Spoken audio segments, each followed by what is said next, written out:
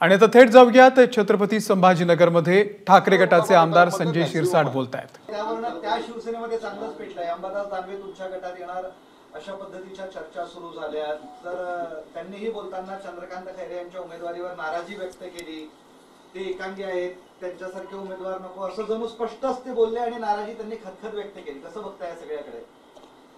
काल मी press conference मध्ये येत्या सोमवारी राजकीय भूकंप घडणार असं एक विधान केलं होतं। या विधानाचा अर्थ संभाजीनगर पर्यंत मर्यादित नव्हता।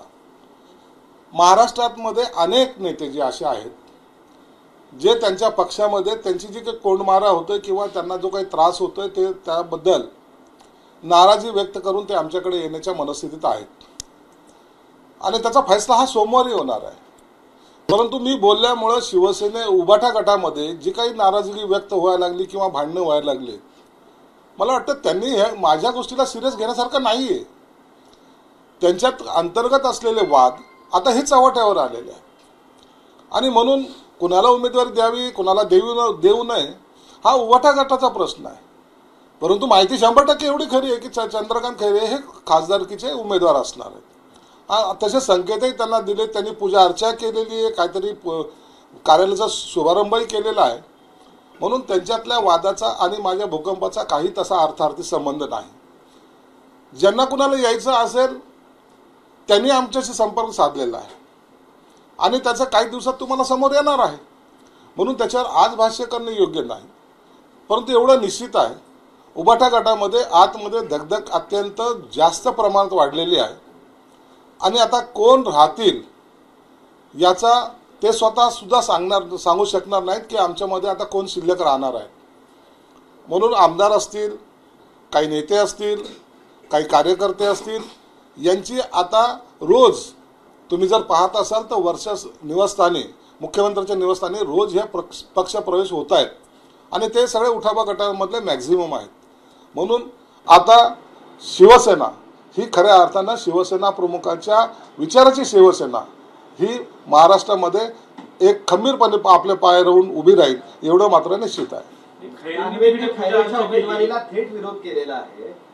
दानवेंनी खैरेंच्या उमेदवारीला थेट विरोध केला आणि माझी लढण्याची इच्छा आहे असं त्यांनी सांगितलं। म्हणजे खैरेंच्या विरोधात शड्डू ठोकला आहे किंवा शिवसेनेत फूट पडली आहे काही म्हणू शकतो आपण नाही। दानवेंनी आता खैरेंच्या विरोधात शड्डू ठोकला किंवा त्यांनी त्यांची इच्छा व्यक्त केली हा त्यांचा अंतर्गत प्रश्न आहे।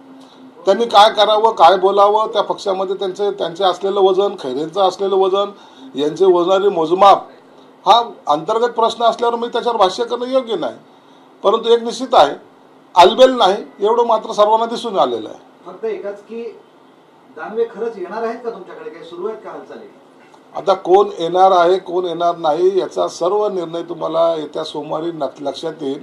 म्हणून दानवेच काय किंवा इतर काय याचा सर्वांचा जो काही आत्ताचा चाललेला असंतोष आहे याची जर वाट जर कुठे जर असेल तर ते शिंदे साहेबांच्या दिशेने असते। म्हणून शिंदे साहेब त्याच्यावर निर्णय घेतील। सोमवारी त्याबद्दलचा आपल्याला माहिती मिळेल। शिंदे सेनेचे नेते त्यांच्या संपर्कात आहेत हे खात्रीशीर माहिती आहे। तसं तुम्ही कोण कोण संपर्कात आहात, तुम्ही त्यांना काही आवाहन करताय, तुम्ही त्यांना निमंत्रण दिलेलं आहे, तुमची इच्छा आहे? शिवसेनेचे नेते त्यांच्या संपर्कात आहेत किंवा शिवसेनेचे नेते त्यांना येण्यासाठी पायघड्या टाकतात असा कोणताही भाग नाहीये। पक्षामध्ये जे मुळात शिवसैनिक आहेत, जे मुळात ज्यांनी शिवसेना प्रमुखाच्या आदेशानुसार किंवा त्यांनी दिलेल्या सूचनेनुसार जी शिवसेना वाढवली त्यांची जी कोंडी होते आणि नवीन येणारे त्यांच्यावर जी काही बॉसगिरी करतायत, जे काल आलेले तातडीने दुसऱ्या दिवशी नेते होऊन यांना आदेशित जे करतायत त्यांच्याबद्दलचा असलेला असंतोष आणि त्यांच्या शिवसैनिकाकडे असलेलं दुर्लक्ष याचा परिणाम पक्ष सोडण्यामध्ये होत आहे आणि त्यामुळेच आमच्याकडे आम्ही बोलो अथवा न बोलो त्यांना माहिती आहे की आपण शिवसेना सोडत नाही तर शिवसेनेला खऱ्या शिवसेनेकडे जातोय म्हणून आमच्याकडे प्रवेश होत आहेत। महायुतीचा उमेदवार कोण असणार लोकसभा निवडणुकीत? संभाजीनगरचा महायुतीचा उमेदवार हा भाजपचा नसणार आहे, हा शिवसेनेचा असणार आहे एवढं मात्र निश्चित आहे। कोण असणार आहे उमेदवार? कोण? आमच्याकडे 4 उमेदवार आता सध्याला तरी आहेत। त्या 4पैकी कुणाचं नाव हे एकनाथ शिंदे साहेब आता सोमवारी जाहीर करतील। 4 4 आहेत, संदीपान भुमरे आहेत, राजेंद्र जंजाळ आहेत, आणखीन 2 जण जे आहेत ते तर थोडंसं त्यांना सिक्रेट ठेवलेलं बरं. ते आहेत, असे 4 जण आहेत. नाही, ते कोणी असेल, परंतु त्यांना थोडंसं आता वेटिंगमध्ये राहू द्या, ते तुम्हाला सोमवारी कळेल. असं काही नाही, सांगता येणार नाही. म्हणजे सोमवारी पक्ष प्रवेश करणारा उमेदवार हा संभाजीनगरचा उमेदवार असेल असं म्हणायचं? असं काही नाही. सोमवारी इतर अनेक पक्ष प्रवेश होणार आहेत, त्याच्यात कोण कोण असेल सोमवारीच कळेल. उद्या मुंबईमध्ये राहुल गांधी यांची सभा आहे आणि आज आहे ना, तिथं शिवसेनेचे नेते पण सहभागी होणार आहेत. आणि कालच्या सभेमध्ये मुंबईत उद्धव ठाकरेंची प्रचंड गर्दी होती, हे सगळं चित्र आहे, ठाण्यामध्ये होती. तर उद्या पण शक्ती प्रदर्शन केलं जाणार आहे. उद्या राहुल गांधीची शिवाजी पार्कला सभा होणार आहे. मॅनेजमेंट अत्यंत चांगल्या पद्धतीने त्यांनी राबवलेली आहे. संजय राऊतकडे रांगोळी काढण्याचं काम दिलेलं आहे. रांगोळी ते अत्यंत चांगल्या पद्धतीने टाकतायत. टाळ्या वाजवण्याचं आणि हसण्याचं काम त्यांच्याच गटातल्या एका महिला कार्यकर्त्यांनी दिलेलं आहे. हसायचं कसं किंवा काय करायचं त्याचं एक काम, त्यांचा एक वेगळा त्यांनी सेल काढलेला आहे. उद्धव साहेब पुन्हा येऊन मोदी किती चांगले आहेत हे त्या सभेत सांगणार आहेत.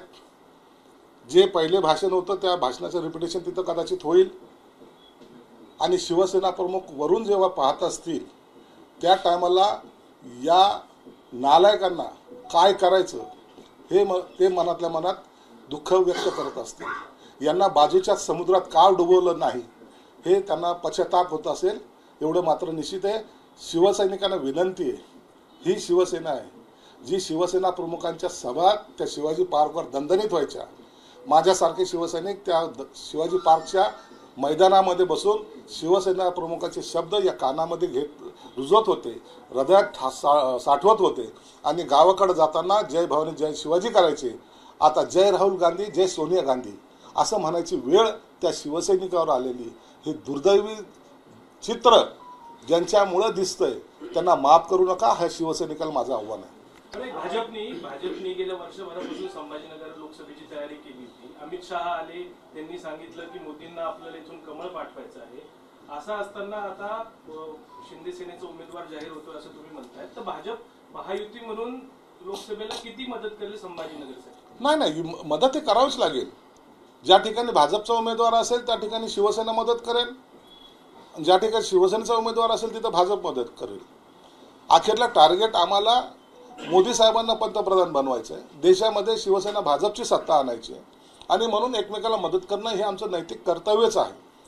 आणि हे यामध्ये कोणीही कुचराई करणार नाही.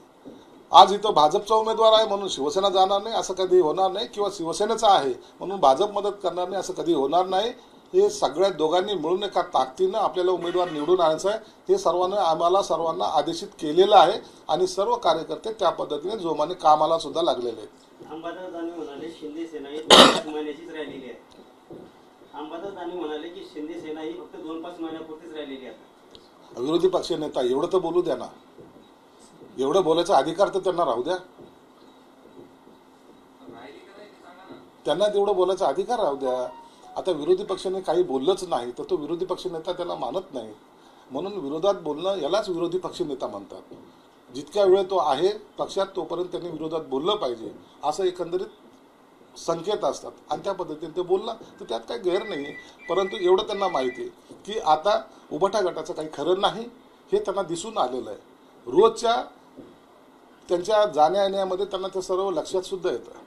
एखादा राजकीय पक्षाचा नेता पक्षामध्ये अंतर्गत चाललेल्या घडामोडी हा चांगल्या प्रकारे जाणून असतो आणि जेव्हा काहीच नाही घडत त्या टायमाला तो सुद्धा आपला मार्ग स्वीकारत असतो. राहुल गांधी यांच्या स्वागतासाठी मुंबईत राऊत बंधूच्या वतीनं पोस्टर लावण्यात आले आणि तिथं त्या पोस्टरवर संजय राऊत आहेत, त्यांचे बंधू आहेत, पण त्याच्यामध्ये उद्धव ठाकरे किंवा शिवसेनेचे हे आहेत. हेच पहा, हेच लोकांना दाखवा.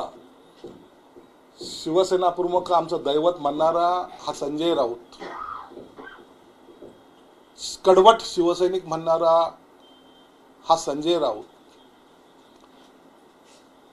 आमच्या बरोबर कोणी टक्कर देणार नाही असं म्हणणारा हा संजय राऊत, हे जेव्हा असे बॅनर लावतो ज्याच्यामध्ये शिवसेना प्रमुखांचा फोटोही नाही, उद्धव ठाकरे तर नाहीच नाही, कारण की उद्धव ठाकरेला तो काही नेता मानतच नाही. त्याचा नेता एक तर शरद पवार आणि आता सर्वात जास्त जवळकीक असलेला राहुल गांधी. म्हणून शिवसैनिकाला पुन्हा एकदा सांगतो, आम्ही उठाव केलाय ना, या नालायक लोकांमुळे केलेला आहे. हे यांच्याकडे निष्ठा नाहीत, हे विष्ठा खाऊन आता हे भाषण देणारे जे लोक आहेत यांच्यापासून सावध राहा. निवडणुका येतील, निवडणुका जातील, कोण निवडून येईल कोण पडेल सोडून द्या, परंतु शिवसेना प्रमुखांनी जे काही विचार दिले होते हे असे पायदळी तुडवण्याचा प्रकार करतायत. हे बॅनर मी लावलेलं नाहीये, या सुनील राऊतांनी लावलं आहे, संजय राऊतच्या भावाने. म्हणून अशा या गोष्टीकडे लक्ष द्या. उभाटा गटाला आता त्यांचे दिवस फिरलेले आहेत हे दाखवण्याचा त्यांनी प्रयत्न केलाय. म्हणून उद्याचं चित्र काय असेल हे सांगायची आवश्यकता नाही. शिवसेना भाजपची पूर्णपणे बहुमत या महाराष्ट्रामध्ये 45+ आकडा आम्ही पार करणार आहोत. टेंबी नाक्याला जवळ आनंद दिघे यांच्या पुतळ्याला राहुल गांधी यांनी आता हार घातला आणि तिथेही शक्ती प्रदर्शन सुरू. त्यांना विचारा ना, आनंद दिघे कोण होते? कोणतरी एखादा प्रश्न विचार, आनंद दिघे कोण होते? स्वतःच्याच तिथलच्या काही लोकांनी आपल्या स्वार्थासाठी, साहब इधर एक पुतला है उसके ऊपर हार चढाने का है. अरे त्या आनंद दिघेचं महत्त्व ज्यांना माहिती नाही त्यांना तिथं आणून तुम्ही काय सिद्ध करतायत. परंतु राजकारणासाठी कुणाचा वापर करण्याचा प्रकार यांनी केलेला आहे.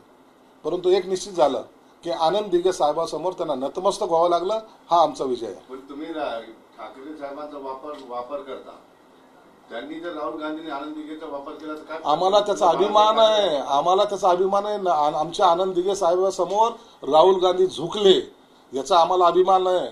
बाळासाहेबांसमोर जर राहुल गांधी झुकले तर त्याचा आम्हाला अभिमान आहे. शरद पवार बाळासाहेबांसमोर झुकले त्याचा अभिमान आहे. परंतु हे आमचे उभाटा गटाचे लोक त्यांच्यासमोर झुकतायत यांचा आम्हाला संताप आहे. मराठवाड्यातल्या 8 पैकी 4 जागी भाजपने उमेदवार दिलेले आहेत. तुमचा किती जागांसाठी आग्रह आहे उरलेल्या 4 जागा? नाही, आमचे काही उरलेल्या 4 जागांपैकी बहुतेक जागा आमच्याकडे आहेत आणि त्याचा निर्णय उद्या संध्याकाळी होऊन जाईल फायनल, आणि सोमवारी त्याच्यावर प्रेस कॉन्फरन्समध्ये या उमेदवाराची यादी जाहीर होईल. उभाटाचा उमेदवार जाहीर होण्याची वाट पाहतोय का आपण? नाही, उभाटाचं काय, उभाटाकडे उमेदवारच मिळत नाही, त्यांच्याकडे काय वाट पाहायची. उभाटाला महाराष्ट्रामध्ये उमेदवार मिळणं अवघड झालेलं आहे. त्यामुळं त्यांची वाट पाहण्याचा आमचा कोणताही असा, त्यांच्यावर कॅमेरा लावण्याचा आमचा कोणताही म्हणजे वाटतही नाही, आम्ही करणारही नाही. तसं तुम्ही म्हणता की उमेदवार मिळत नाही, पण संजय राऊत सकाळी म्हणले की 4 जणांची इच्छुक आहे आपल्या चित्रपट संभाजीनगर जागेवर. 4 जण इच्छुक आहेत. लाल शर्यत मला खैरेशिवाय दुसऱ्याला तिकीट द्याल का म्हणून? अरे यांचं ठरलेलं आहे, कुणाला पाडायचं ना त्यांचं ठरलेलं आहे. खैरेसारखा सोपा पडणारा उमेदवार त्यांना दुसरा भेटणार नाही. दानवे यांनी पण म्हटलं की खैरे सतत डावलत असतात त्यांना, त्याच्यामुळे ते लोकसभेसाठी इच्छुक आहे. बघा, एक राजकीय जरी मतभेद असले तरी खैरेंनी अनेक वर्ष शिवसेनेचं काम केलेलं आहे. त्यांचं आता त्या मतदारसंघात काय वजन आहे मला माहीत नाही, परंतु निश्चितच ते सिनियर आहेत आणि शिवसेनेचे नेते आहेत. म्हणून कदाचित त्यांचा क्रम पहिला लागला असेल, किंवा त्यांना कुणाला दुसऱ्याला मोठं होऊ द्यायचं नसेल, त्यांना रिटायरमेंट नको असेल. असे दोन्ही प्रकार असल्यामुळं आता खैरेच इथलचे उमेदवार राहतील एवढं मात्र निश्चित आहे. छत्रपति संभाजीनगर लोकसभा सीट को लेकर शिवसेना और बीजेपी में किसको उम्मीदवारी दी जाएगी? देखिए, हमारी जो मांग है शिवसेना का सीट, ये गए 25 साल से शिवसेना लड़ाते हुए आई है और जीतते हुए आई है. लास्ट टाइम एक गलती की वजह से वो MIM को गई थी, इसलिए ये सीट की दावेदारी हमारी पक्की है और ये सीट हमको ही मिलेगी. शिवसेना का उम्मीदवार कल शाम तक फाइनल होगा और परसों उसकी घोषणा हो जाएगी. सर, बीजेपी की अब तक की 2 लिस्ट आई है, छत्रपति संभाजीनगर का कहीं पर भी जिक्र नहीं है, तो क्या ये शिवसेना को ही मिलेगी? नहीं, ये सीट तो शिवसेना की ही है. ये शिवसेना को ही मिलेगी, ये हमको पूरा विश्वास है। सर, अगर दावेदारी की बात की जाए तो शिवसेना से कौन दावेदार रहेगा? शिवसेना से दावेदारों की संख्या 4 लोगों के करीबन है, लेकिन उसमें से किसको टिकट देना है ये सीधे साहब डिसाइड करेंगे। तो उसके बारे में आज उसके ऊपर कोई घोषणा करना ये उचित नहीं है। अंबादास दानवे जो है आपके गठ में शामिल होंगे, ऐसी जो है खबर आ रही है, क्या कहें? नहीं, मुझे नहीं पता, लेकिन अगर आना चाहते तो वेलकम। आपने भूकंप का कहकर झगड़ा लगाया ना, नहीं, मैं भूकंप करना, अभी मैं महाराष्ट्र की बात करता हूँ, मैं कोई जिले का प्रवक्ता नहीं हूँ, मैं महाराष्ट्र का प्रवक्ता हूँ, इसलिए मैं बात करता हूँ कि पूरे महाराष्ट्र के राजनीति की बात करता हूँ। उसमें अगर इनको अगर लगता है तो चोरों के दिल में क्या बोलते हैं वो है ना, तिनका, तो वो मैं क्या कर सकता हूँ उसको। झगड़े का क्या करने का? वो झगड़े का तो झगड़े चलते हैं, उनके तो पहले से चलते आ रहे, चलते रहेंगे, लेकिन एक बात जरूर है, ये झगड़े का अंत होने वाला नहीं जब तक दोनों एक में से दूर नहीं होंगे। तो दूर होने के लिए उनको पर्याय हमारा है। संजय राउत ने जो बैनरबाजी की है राहुल गांधी के बारे में क्या कहें? संजय राउत ये उबाठा गठ को डुबाने वाले में से एक है। उसने कभी शिवसेना को आगे लाने की कोशिश नहीं की। आज अगर अपन देखेंगे तो उनके भाई जो सुनील राउत है, उन्होंने बैनर लगाया है, पूरी होल्डिंग लगाई, लेकिन होल्डिंग में ना बाला साहब का जिक्र है, ना उनका फोटो है, ना उद्धव ठाकरे का फोटो है। राहुल गांधी के गले में मिलते हुए संजय राउत दिखाए जाते हैं। इसका मतलब ये है कि इनकी निष्ठा ना बाला साहब पे थी, ना उद्धव ठाकरे साहब पे थी। इनकी निष्ठा पहले शरद पवार साहब पे थी, लेकिन अभी नेशनल लीडर बनने का है, तो अब उनको राहुल गांधी को पकड़ना जरूरी है, क्योंकि उबाठा गठ में भी 2 फ्रैक्शन हो चुके, शरद पवार की पार्टी में भी 2 फ्रैक्शन हो चुके, अब वो पार्टी अस्तित्व में नहीं रहने के सरीके हो चुकी है। इसलिए अब जो पार्टी है वो कांग्रेस है, इसलिए उनका नजर वो राहुल गांधी के ऊपर है। जरांगे आज म्हणाले की आजच्या कॅबिनेटमध्ये जर तुम्ही सगळ्याबाबत निर्णय घेतला नाही तर एकनाथ शिंदे, देवेंद्र फडणवीस, अजित पवार सगळ्यांनाच या निवडणुकीत मराठ्यांच्या रोषाला सामोरं जावे लागेल, किंमत चुकवावी लागेल। जरांगे पाटलांना मी एक सांगेल, मी पहिल्यापासून आम्ही तुमची भूमिका, शिंदे साहेबांची भूमिका ही मराठा समाजाला आरक्षण देण्याच्या बरोबरची आहे। शिवरायांची शपथ घेऊन त्यांनी आरक्षण देण्याचं जेव्हा मान्य केलेलं, कबूल केलेलं आहे, त्या टायमाला त्या पद्धतीने त्यांनी आपले पावलं उचललेली आहेत। जे कुणबी समाजाच्या ज्या नोंदी काढल्यात त्या एकनाथ शिंदे साहेबांनी काढल्या, हे ते सुद्धा मान्य करतील, अख्खा समाज सुद्धा मान्य करेल।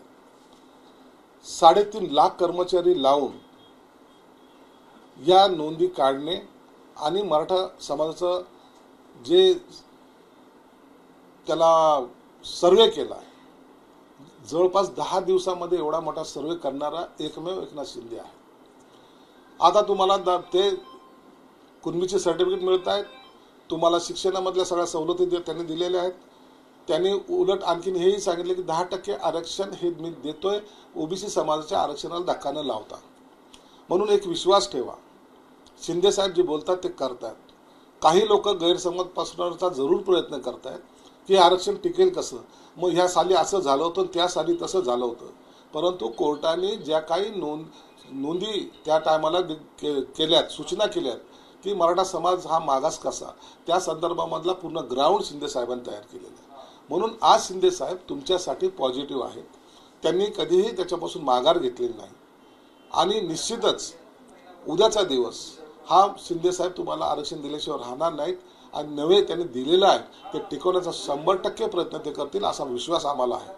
म्हणून जरांगे पाटलांना सुद्धा विनंती की काही जर कालावधी जर लागत असेल, एका दिवसात सर्व निर्णय होत नसतात, परंतु कालावधी जर लागत असेल तर कृपया आपण त्यांना सहकार्य करा, त्यांना साथ द्या आणि तुमच्याबरोबर आम्ही आहोत एवढं मात्र नक्की। जरांगे पाटीलचं हे पण म्हणणं आहे की सरकारने फसवणूक केलेली आहे आरक्षणाबद्दल। असं नाही, काही लोकांनी फसवणूक करायचा प्रयत्न केलेला आहे, त्याची दुरुस्ती एकनाथ शिंदे साहेबांनी केलेली आहे। कुठेही त्यांनी तुम्हाला आरक्षणापासून वंचित ठेवलेलं नाही आणि त्याचा निर्णय तातडीनं जे काही ऑब्जेक्शन्स आले त्या ऑब्जेक्शनची छाननी आहे, सर्व आहे, हे लवकरच होऊन मला वाटतं मराठा समाजाला त्यांना पाहिजे असलेलं आरक्षण ते मिळेल। एबीपी माझा, उघडा डोळे बघा नीट।